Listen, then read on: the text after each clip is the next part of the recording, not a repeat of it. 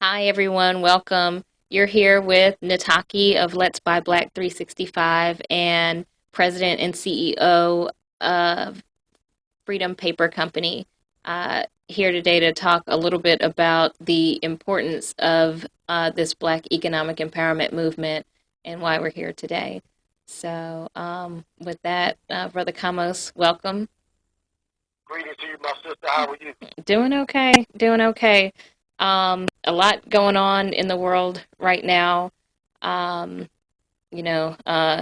especially in terms of political justice or injustice, and a lot of things that have an economic undercurrent to them. So, this topic of gathering resources and economics is kind of on people's minds, especially as we just celebrated Ujima Cooperative Economics Day in Kwanzaa for those people who do celebrate Kwanzaa. Any thoughts that come to mind around, I guess, around what's going on now and how it relates to the need to organize and the need for action? As you were saying that, I was just thinking, we live in America. What isn't around economics? Right. Right. So, in my spirit, I really feel that this is going to be an interesting year.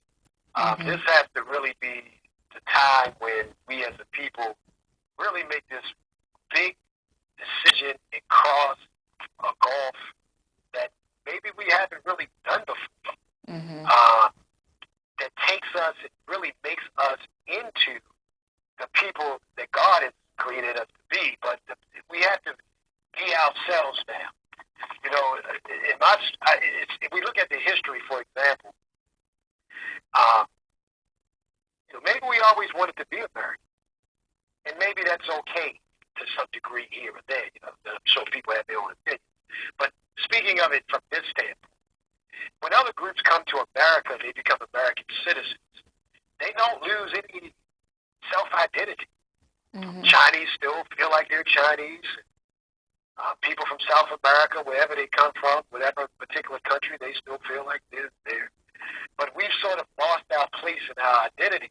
And yet this year, um, it seems to be yet another opportunity for us to take our rightful place Hmm. among all the peoples of the world. And economically, we have to do that because without economic strength, there really is no respect. Hmm. Yeah. What, I, what's your thoughts on you know, it it really weighs heavy on my heart that we are so passionate to take to the streets and march and demonstrate. And as much love as I have for the people who are at least willing to do that, because many won't even, won't won't go outside of their, things that are happening in their own daily lives to take a stand and do something. Uh, I it weighs heavy on my heart that uh, there are models that have been given to us from some of the most brilliant leaders of our history. And when birthdays of people like Martin Luther King come around in January, and Malcolm X's birthday comes in May, and when we celebrate Marcus Garvey's birthday in August, what strikes me is that we celebrate their lives and their births, but we don't implement the solutions that they gave us on a daily basis. And so, what are we really celebrating? And in my opinion, the best way to honor the memory of someone who died sacrificing for you is to live your life um, embracing some of the concepts that they gave you to empower yourself.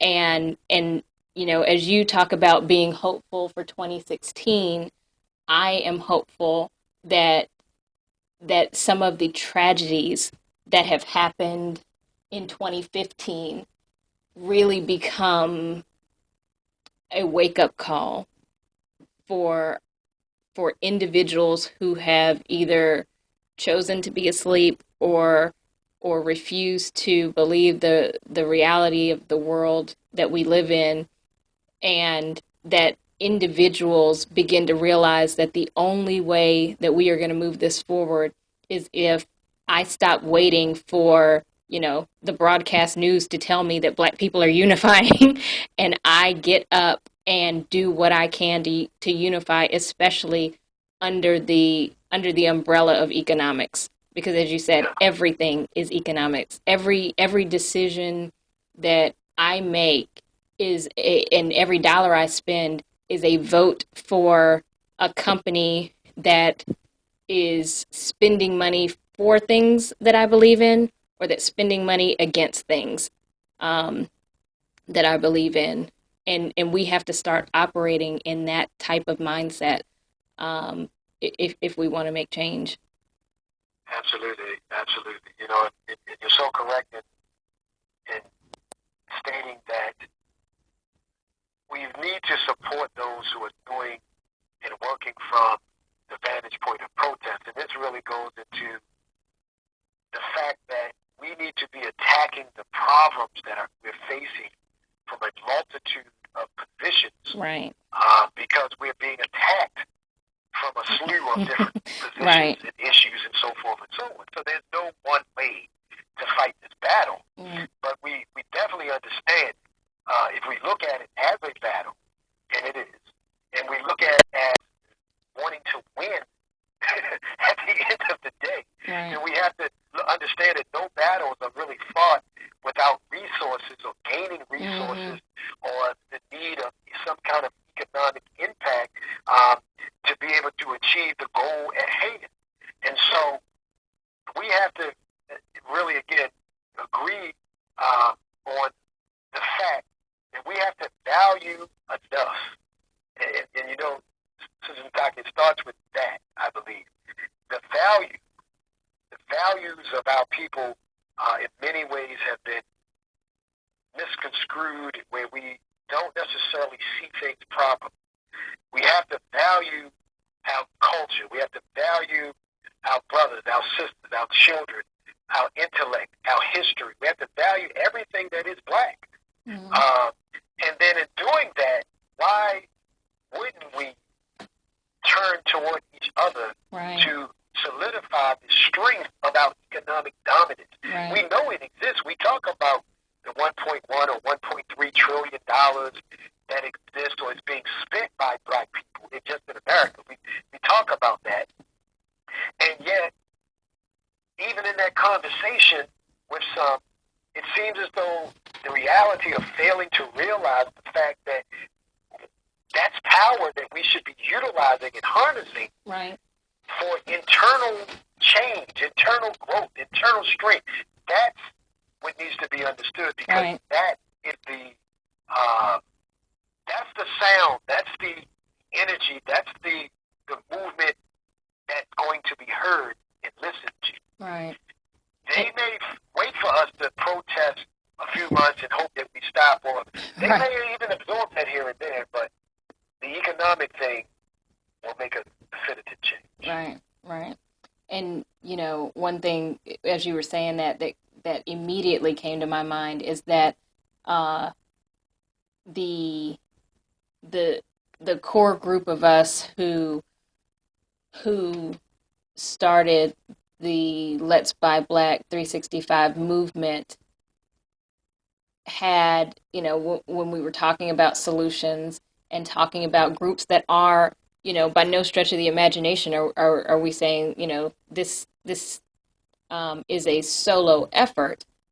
We are doing this um, in concert with other local and national groups that are all working towards a similar effort. And in some sense, this is more of an umbrella um, to drive individual efforts. But what you just talked about is what was at the core of the concept, which is, people keep saying, what is it going to take for Black people to do something?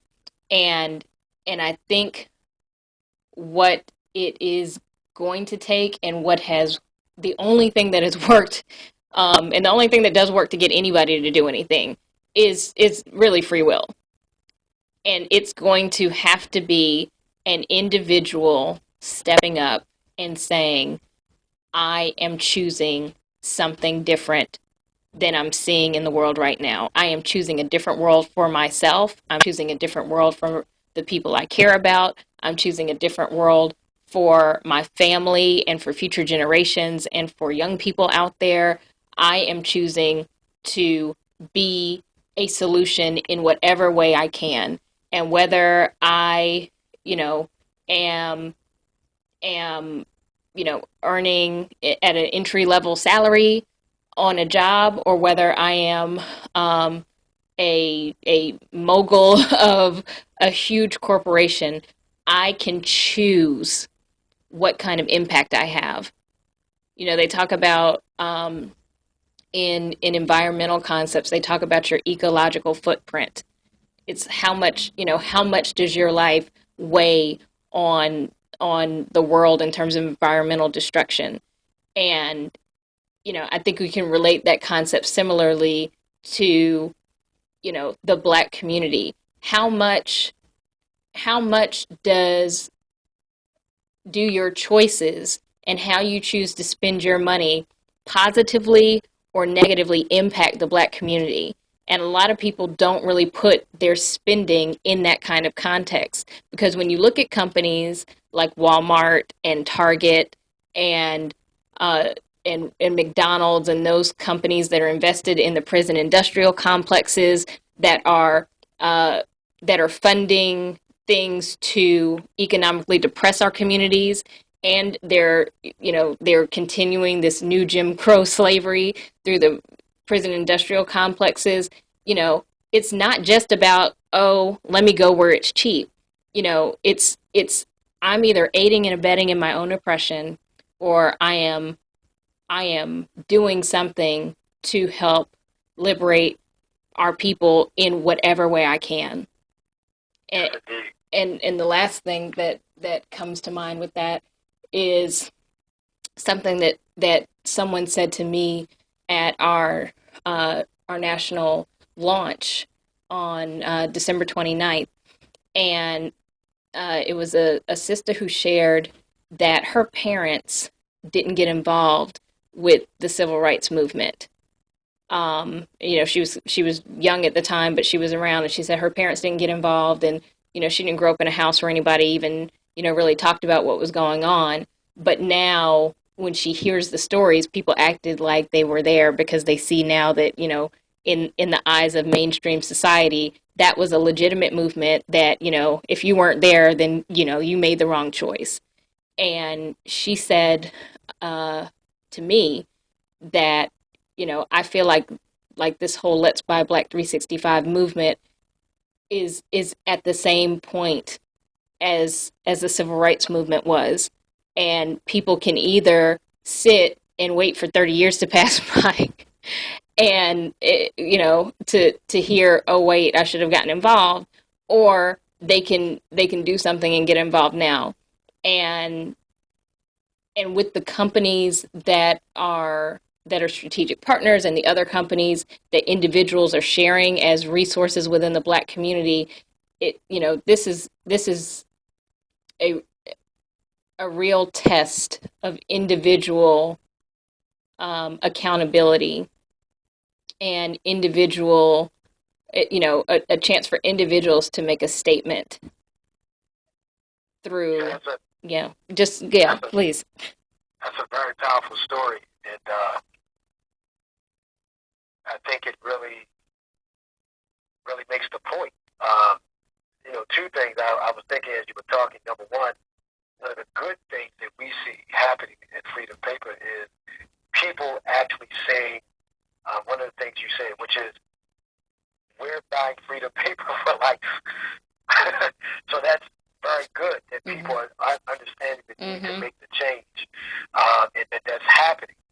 But with what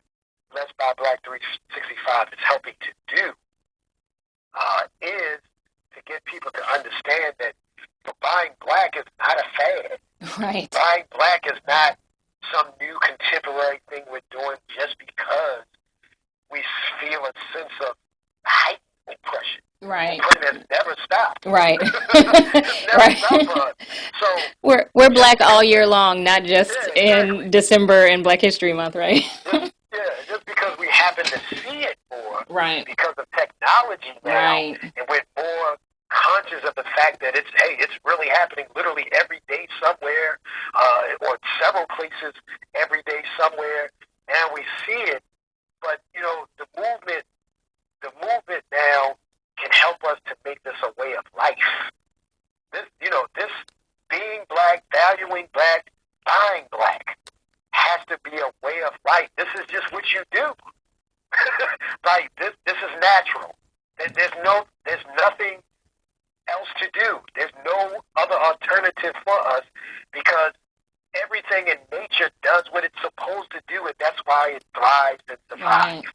The reason we haven't, we've been being unnatural. Yes. And so now the movement, hopefully will be catch on like wildfire, and people will begin to understand that the movement is simply getting me to do what I should be doing naturally. Mm-hmm. And that's what we really, really are hoping to see. Yeah. Okay.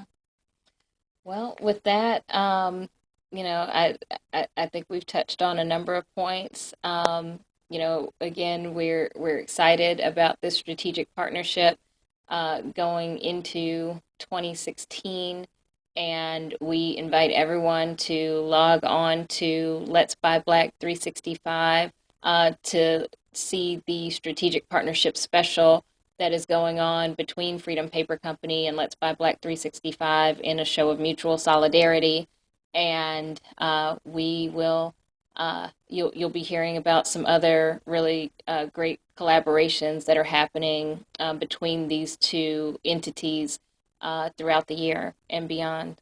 So with that, thanks, Brother Kamos, for joining us today. Yes, ma'am. Thank you, my sister. All right. Peace and love to everyone. All right.